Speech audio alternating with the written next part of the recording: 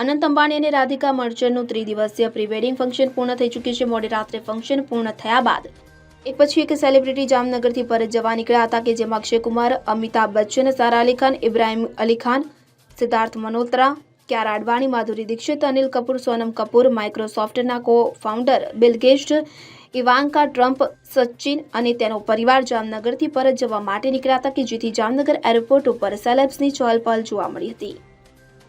Bureau report CN24 news. હવે જુઓ દેશ દુનિયાની તમામ ખબરો તમારી આંગળીના ટેરવે.